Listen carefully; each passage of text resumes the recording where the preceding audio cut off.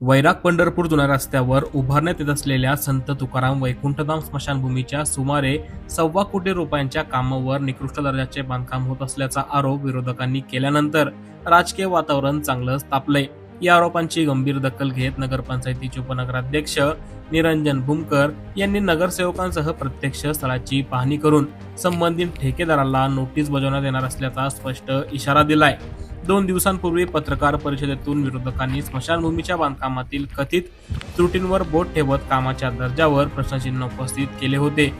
या पार्श्वभूमीवर निरंजन भूमकर यांनी कामाची बारकाईने तपासणी केली। पाहणीनंतर त्यांनी स्पष्ट शब्दात सांगितले की संपूर्ण काम निकृष्ट असल्याचा आरोप अतिशयोक्तीपूर्ण आहे।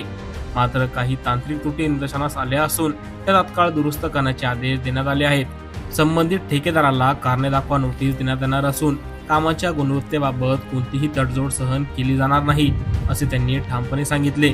वैरागच्या इतिहासात प्रथमच स्मशानभूमीसाठी इतका मोठा निधी मंजूर झाला।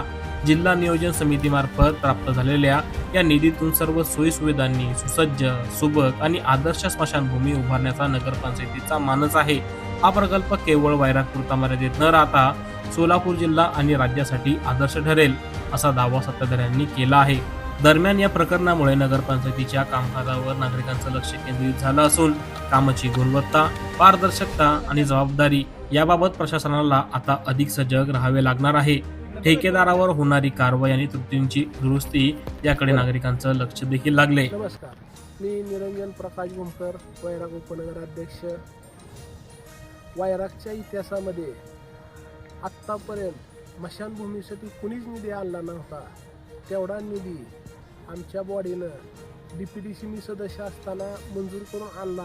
जवळपास 1,28,00,000 रुपयाचा निधी आणला आहे आणि ही स्मशानभूमी वैरागची आपल्याला तालुक्यात नाही, जिल्ह्यात नाही तर महाराष्ट्रात एक अशी करायची आहे की ह्याचा स्मशानभूमी की त्याचा नंबर आपला निघून नाव निघलं पाहिजे आपल्या वैरागचं, अशी स्मशानभूमी आपल्याला करायची आहे।